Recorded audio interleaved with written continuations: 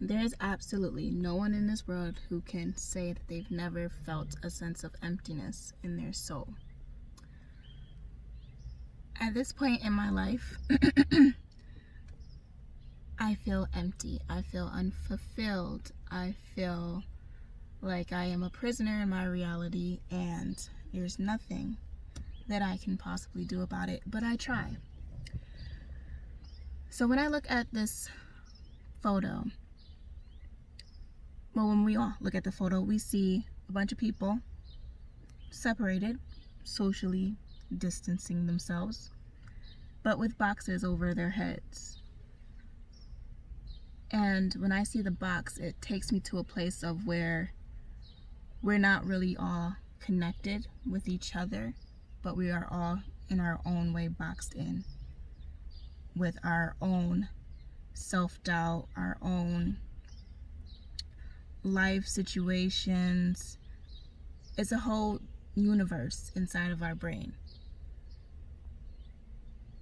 And with that being said, it's one of those moments where you're like, okay, I can see you, you can see me, but who really are you? You know, who are you?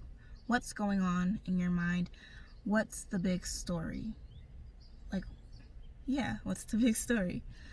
So when I think about that, I think about how, like, you can look at me and probably assume that there isn't extremely difficult situations that are happening in my life, and I can look at you and assume the same thing.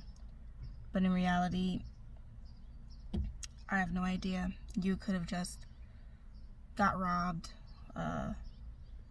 lost a loved one, etc. But since there is a box, there will always be a box, because we are our own person and no one really knows what's going on in here. And then also in the photo, I picked it because I like the fact that they're on a beach and it's like a part of nature, because that shows that there's a sense of that, you know, we are free, there's room to breathe, and we can, you know, there's room to do whatever we want, whatever we need. But at the same time, with the people in the photo, they still have boxes. They're all still separate. And you can interpret that a lot of different ways. A lot of different ways. Like, it can be interpreted as a race thing, even though the picture is in black and white. It can be interpreted as that. It can be interpreted as the way that I'm fully interpreting it is basically that we're free, but we're alone. And we're free and we're alone. That's how I see it. Nature is here. We're a part of nature. But compared to the world and the situations in life, we're as little as what's that thing called? An ant or a tick. I think those are smaller. Definitely a tick. So